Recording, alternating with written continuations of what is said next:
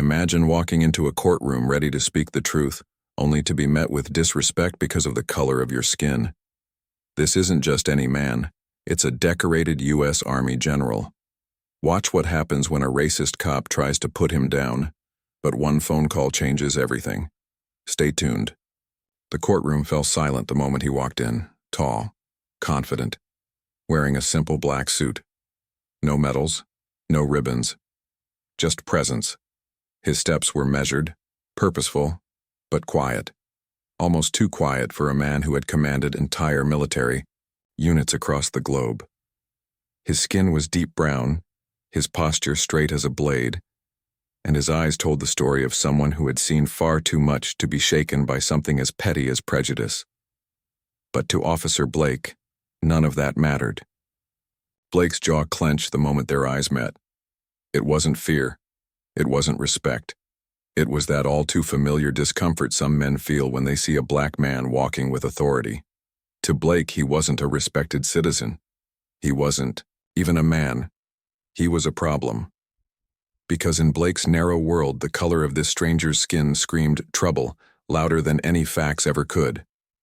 "Sit in the back," Blake barked, jerking his thumb toward the last row of the courtroom, as if he were herding cattle. The man didn't flinch. He raised one eyebrow, slow and steady, like he was used to this kind of treatment but still hadn't grown to accept it. His voice was low and calm, with the kind of quiet authority that demanded attention without ever asking for it. "I'm here to testify. I was summoned," he said. Blake stepped forward, squaring his shoulders, trying to assert dominance. "You can wait like everyone else. I don't care who you think you are." For a brief second, time stood still. Even the hum of the ceiling fan seemed to pause. People in the courtroom exchanged glances. Some whispered. Others just looked down. Uncomfortable, they could feel it. Something about this moment was different. But the man didn't argue. He didn't threaten. He simply nodded once, turned, and sat in the back row. Not defeated, not cowed, just choosing his moment. That man's name was General Marcus D. Ellison, a U.S. Army general, retired after 35 years of service, holder of 3 Bronze Stars, a Silver Star, and the kind of classified experience most people would never even hear rumors about. But Blake didn't know that. Not yet. Marcus sat in silence, listening, waiting. He had spent a lifetime waiting for orders, for peace talks, for helicopters to arrive in hostile zones. Waiting in a courtroom was nothing. His godson, Jamal, a college student and activist, was on trial for resisting arrest during a peaceful protest. Marcus had watched the entire video. The boy hadn't lifted a finger. He just refused to stop chanting. That had been enough. So Marcus had agreed to testify, not just as a family member, but as a witness. He had seen the arrest. He had seen the injustice. When his name was called, Marcus stood and walked to the front. Blake intercepted him halfway. "Hey," he said under his breath, but loud enough for the first 2 rows to hear. "Bet this one's gonna start playing the race card." A gasp rippled through the crowd. Marcus stopped, turned his head slowly. He stared at Blake, not with rage, but with the kind of silence that feels louder than a scream. "Excuse me?" he said. Blake sneered. "You people always got something to say. You're not special here." The courtroom went completely silent. No one moved. Even the judge looked frozen. That's when Marcus reached into his coat pocket, pulled out his phone, and made a call. "Sir, this is General Marcus Ellison," he said. "I need immediate confirmation of my identity sent to the local courthouse. Yes, same badge number. Officer Blake is here, thank you." He ended the call, then calmly walked to the witness stand. The judge had yet to say a word. Moments later, the courtroom clerk's phone rang. She picked it up, listened, and her face changed. Then another call, this time to the judge's chambers. Then a third, to the courthouse's security office. Within minutes, it was clear, the man standing in front of them wasn't just a witness. He was a war hero, a decorated general, a man who had served under 3 presidents. a man who had led operations that none of them would ever know about. The judge cleared his throat. "Officer Blake, are you aware of who this gentleman is?" Blake shrugged, but the color had drained from his face. The judge continued, voice tightening. "That man is General Marcus D. Ellison. He has served this country with distinction. Your comments were not only inappropriate, they were shameful." Blake's mouth opened, but nothing came out. Marcus looked at him, not with hate, but with disappointment. "I didn't come here to be recognized," he said, turning to the courtroom. "And I didn't come to demand special treatment. I came here because my godson was arrested without cause. I came to speak the truth. But if the truth isn't enough to earn respect in this room, then maybe my record will be." He handed over a USB drive to the court clerk. "It contains the footage from the protest, from 3 different angles. Jamal never raised his hands. He never shouted threats. He simply stood for what he believed in, something I've spent my entire life protecting." The judge nodded. "We'll review it immediately. Thank you, General." As Marcus walked back to his seat, the gallery stirred. Some people clapped quietly. Others just nodded in quiet shame. Blake stood stiffly near the wall, looking like he wished he could disappear. Marcus paused beside him for a brief moment and whispered, "Respect isn't something you demand. It's something you show." Then he walked out of the courtroom without another word, and for the first time all day Blake had nothing to say. Marcus had seen it all. Harsh deserts in Iraq where the sun burned like a relentless flame. Dense, suffocating jungles in South America, where danger lurked behind every leaf, and sterile, high-pressure briefing rooms in the Pentagon, where the fate of nations was debated over coffee and late nights. He'd led missions that demanded precision and courage, missions where every decision meant the difference between life and death for his soldiers. He'd buried friends he swore he would protect with every fiber of his being. He'd stood in places where the roar of gunfire was the only sound he knew for weeks, only to return home to a country that sometimes seemed blind to his sacrifice because of the color of his skin. And now he found himself sitting in a small courtroom miles away from the battlefields, facing a different kind of fight. This time, the enemy wasn't a foreign soldier or an unknown threat. It was prejudice. It was ignorance. It was a mindset that refused to look beyond the surface. His godson, Jamal, had been peacefully protesting police brutality when he was arrested. Wrongfully, without cause. Jamal wasn't violent. He didn't throw punches or shout threats. He simply raised his voice for justice, and that was enough to land him in handcuffs. Marcus wasn't here to demand special treatment. He wasn't here to leverage his rank or his history.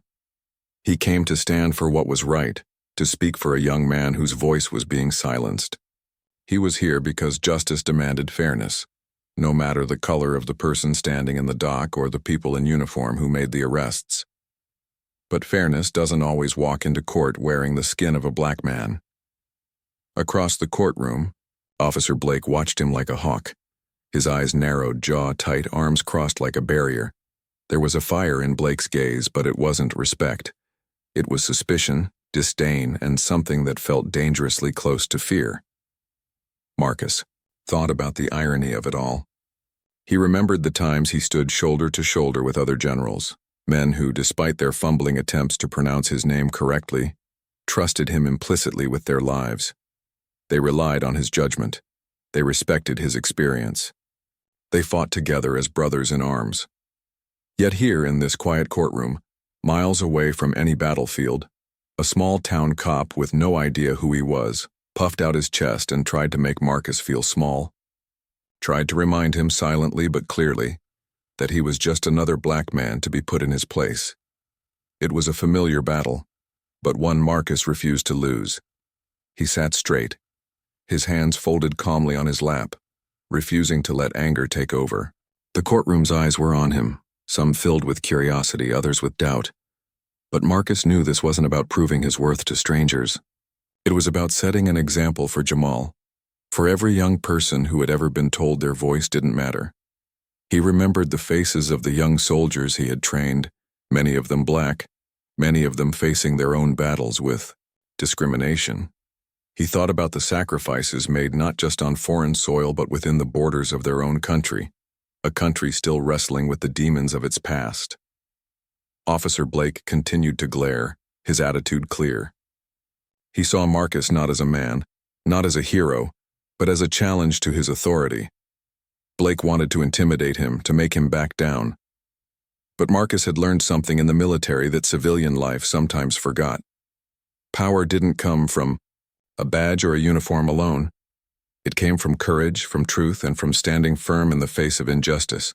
The courtroom felt like a battlefield in its own right. Every whispered comment, every glance held weight. But Marcus sat quietly, steady as a rock, refusing to give Blake the satisfaction of a reaction. He wasn't here for a confrontation. He was here for justice. And in that moment, Marcus knew that sometimes the fiercest battles weren't fought with guns or tanks. Sometimes they were fought in small rooms like this, where the outcome meant hope or despair for the next generation. Blake's chest was still puffed out, but Marcus saw something flicker in his eyes. A hesitation, a crack in the armor of arrogance. Marcus stood slowly when called to testify. Every eye followed him as he walked to the front of the courtroom.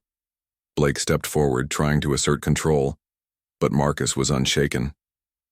"Bet this one's gonna start playing the race card," Blake muttered loud enough for the first rows to hear. A hush fell over the room. Marcus stopped. He turned slowly, his calm voice cutting through the tension. "Excuse me?" Blake sneered. "You people always got something to say. You're not special here." The room went silent. Even the judge looked shocked. Marcus took a deep breath. He didn't respond with anger or threats. Instead, he reached into his coat and pulled out his phone.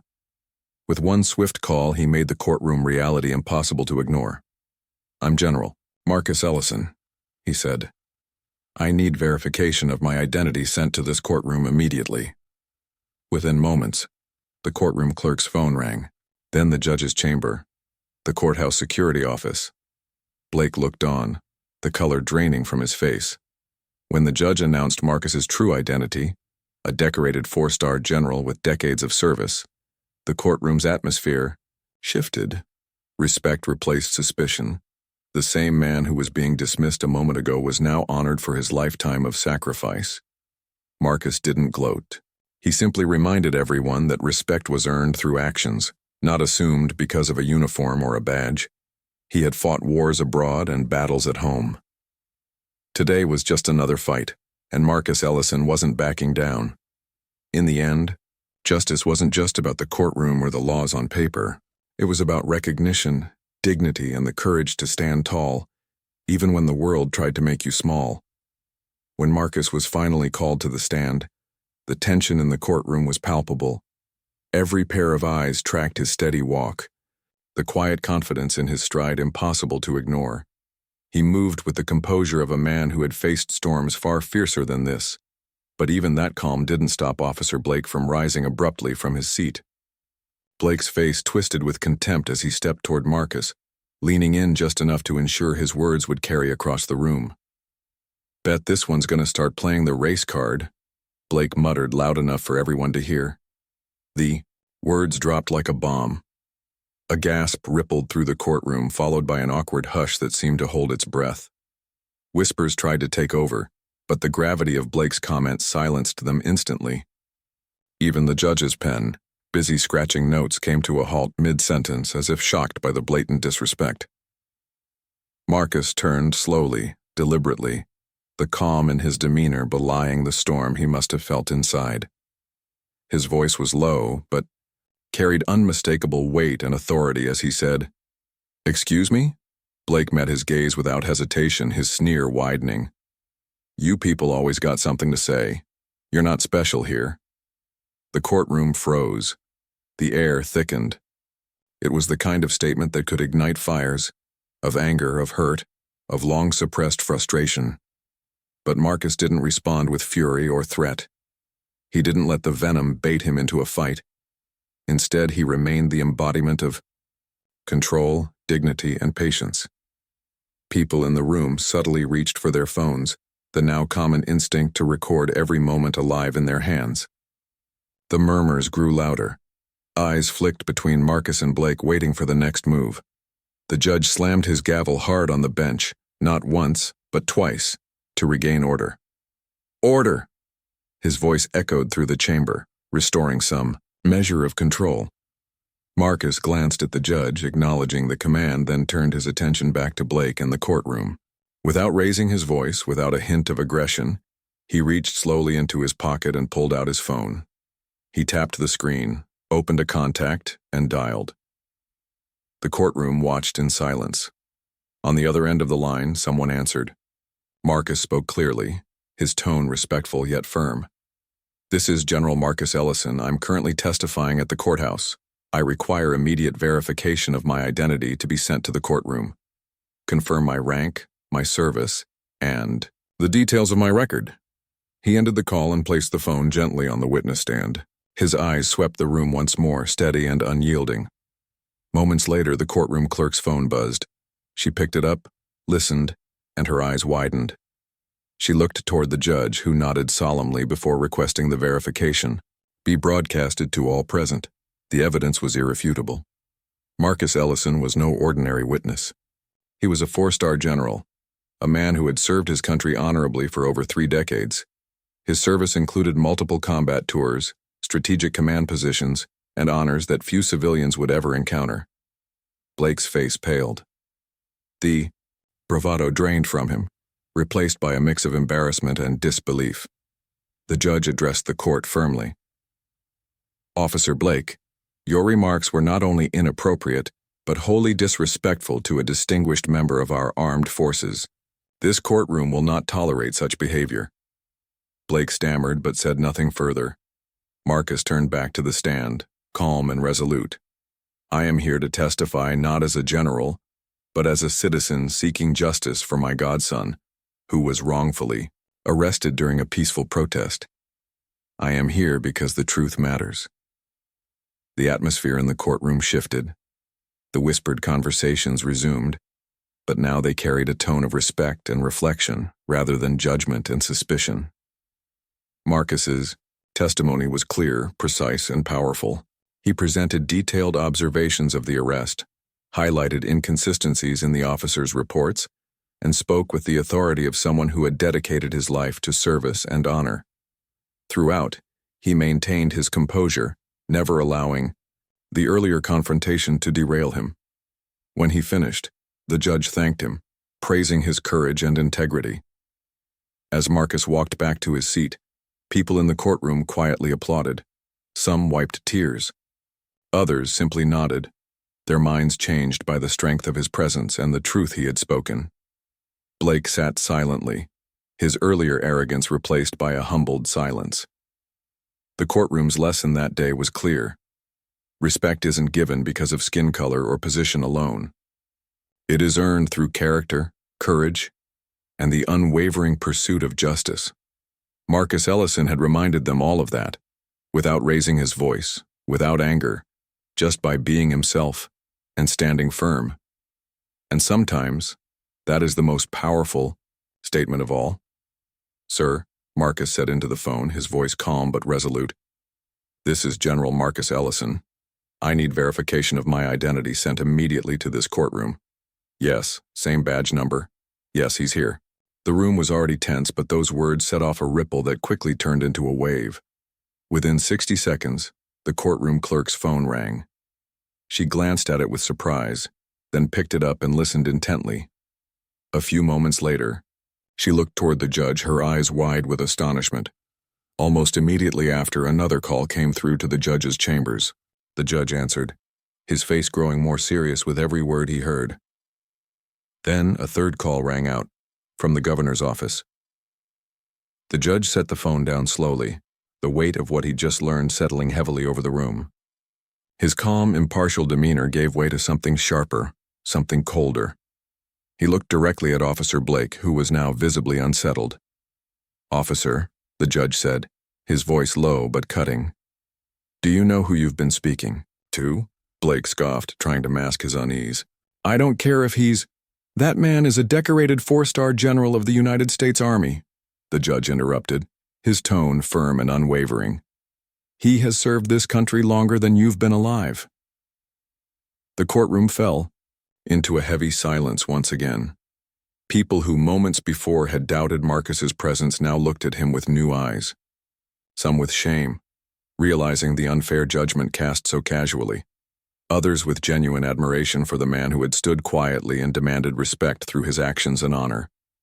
Blake's face went pale. His usual bravado had completely drained away, replaced by a creeping realization of the gravity of his mistake. The arrogance that had driven his earlier insults was now replaced with a nervous tension that was impossible to hide. Marcus stood tall, unshaken. He wasn't there to humiliate Blake. He was there for justice, for his godson, for the truth, and for every person who had ever been dismissed or disrespected because of their skin color. The judge's voice broke the silence once more, sharper, now with authority. This courtroom will not tolerate disrespect, especially not towards someone who has sacrificed so much for our nation. Officer Blake, your conduct is unacceptable. Blake swallowed hard, but remained silent. The judge then turned to Marcus. General Ellison, thank you for your service. Your testimony today will be heard with the respect it deserves. Marcus nodded humbly and began his testimony. Every word he spoke was measured and clear, detailing the events surrounding his godson's wrongful arrest. His military discipline was evident in the way he presented facts, never allowing emotion to cloud the truth but never hiding the injustice either. The courtroom listened. They couldn't help but be moved by the contrast between the respectful dignity Marcus exhibited and the unfair treatment his godson had received. When Marcus finished, there was a moment of quiet reflection. The judge nodded approvingly and dismissed the court for a brief recess. As Marcus stepped down from the stand, whispers of respect followed him. Many people had witnessed more than just a man giving testimony. They had seen a living example of perseverance, humility, and strength. Blake sat frozen, processing what had just unfolded. The walls he had built with arrogance had crumbled in the face of truth and honor. Outside the courtroom, the story spread quickly, how a black U.S. Army general had been disrespected by a local cop until one phone call changed everything. It became a symbol of how sometimes respect must be demanded before it is given, and how courage can quiet even the loudest voices of prejudice. Marcus knew the fight for justice wasn't over, but that day had been a victory, a powerful reminder that true honor shines brightest in the face of adversity. Marcus stood up, the courtroom's eyes following every deliberate movement. His posture was calm, steady, and proud, a man who carried the weight of years, battles, and unyielding dignity. The silence was thick, almost palpable, as if everyone were holding their breath, waiting to hear what he would say next. I didn't come here to embarrass anyone, Marcus began, his voice measured but carrying undeniable strength. But I will never allow myself or anyone like me to be disrespected simply for existing. The words hung in the air, heavy and true. He took a slow step forward, walking past Officer Blake. Their eyes met, and Marcus didn't flinch. Instead, he stopped just a few feet away, looking Blake squarely in the eye. His gaze was steady, unyielding, like a mirror reflecting the truth Blake was trying to ignore. Respect isn't given by a badge, Marcus said quietly but firmly. It's earned by your actions. Blake's face tightened. For a moment, it was as though the bravado that had filled him since he entered the courtroom drained away, leaving only a man confronted with something he couldn't easily dismiss. Marcus turned away from Blake and faced the judge again. His presence filled the room, commanding attention without a single raised voice or aggressive gesture. My statement stands, Marcus continued. The young man, my godson, was peaceful. The arrest was unlawful, and I have security footage to prove it.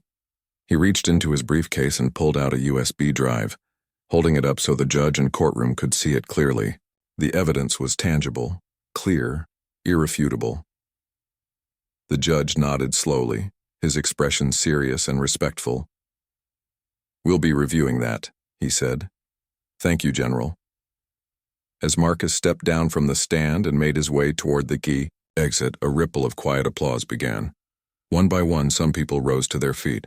The applause was not loud or boisterous, but it was heartfelt. a sign of respect and acknowledgement for the courage Marcus had shown. Marcus held his head high as he walked through the courtroom doors. The weight he carried was not just from his own experiences, but from the hope that justice would finally be served for his godson and for everyone who had ever been wronged. Back in his seat, Officer Blake sat, shrinking into himself. The confidence and arrogance that had filled him earlier were nowhere to be found. He looked smaller, diminished by the power of truth and integrity he had witnessed. The man who tried to intimidate now seemed swallowed by the gravity of the moment. The courtroom, still buzzing with whispered conversations and the hum of cameras recording every moment, slowly began to settle. People exchanged glances filled with a mix of reflection, respect, and perhaps a newfound awareness of the deep injustice that still lingered beneath the surface of everyday life. Outside, reporters gathered, phones lit up with notifications, and social media exploded with clips and comments about the powerful testimony of General Marcus Ellison, the Black U.S. Army general who had faced down prejudice, not with anger, but with unwavering dignity and undeniable proof. The story would go far beyond the walls of that small courtroom. It would inspire discussions about respect, equality, and the courage to stand up even when the odds seem stacked against you. Marcus knew this was just one battle in a much longer fight for justice, but today was a victory, not just for him or his godson, but for every person who had ever been dismissed or disrespected simply because of the color of their skin. As he stepped into the sunlight outside, the weight of history pressed gently on his shoulders, but so did the hope for a better tomorrow. The fight wasn't over, but men like Marcus Ellison had shown that sometimes the quiet strength of truth could speak louder than any badge or uniform, and in that, there was power. Thanks for watching. If you found this story inspiring, don't forget to like, subscribe, and hit that notification bell so you never miss an update. Share your thoughts in the comments below. I'd love to hear from you. Stay strong, stay inspired, and I'll see you in the next video.